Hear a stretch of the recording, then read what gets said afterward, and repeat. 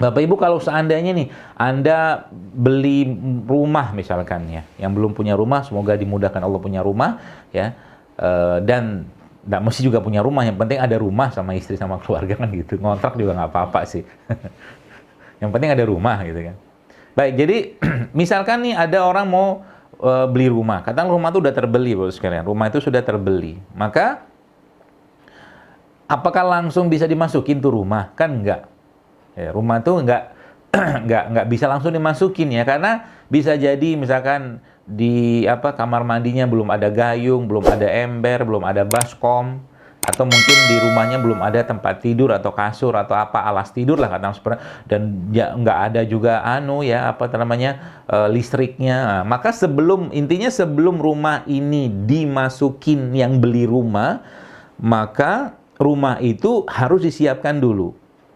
Ya, harus disiapkan dulu. Ya. Nah, manusia, ini ilmunya begini. Manusia itu dibekali Allah dengan perangkat, ya, perangkat yang ada pada tubuhnya. Mungkin tadi Bapak Ibu sempat lihat saya masih pegang-pegang handphone ya, itu lagi belajar sebenarnya.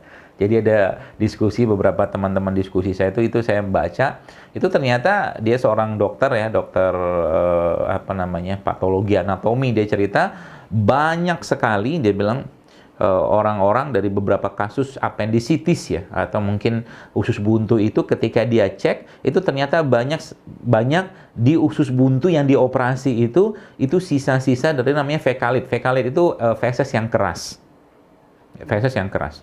Ya, jadi subhanallah, dia cerita ternyata penelitian lain menyebutkan bahwa ada profesor disebutkan dalam penelitian tersebut itu meliti hewan-hewan yang memiliki apendik ya, usus buntu itu dibandingkan dengan hewan yang tidak memiliki apendik, karena mau cek manusia nggak bisa dipakai hewan. Jadi ternyata hewan-hewan yang memiliki apendik atau usus buntu ya, yang kita sebut usus buntu itu ternyata memiliki organ limfoid. Organ limfoid ini organ yang berperan dalam menjaga imunitas.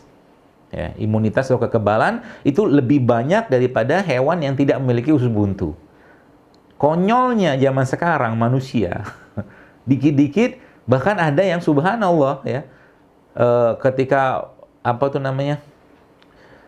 khitan gitu kan, sunatan gitu kan, satu paket hitannya, kemudian tonsilnya dibuang, usus buntunya dibuang. Itu nauzubillah min dzalik, ada loh paket kayak begitu di rumah sakit.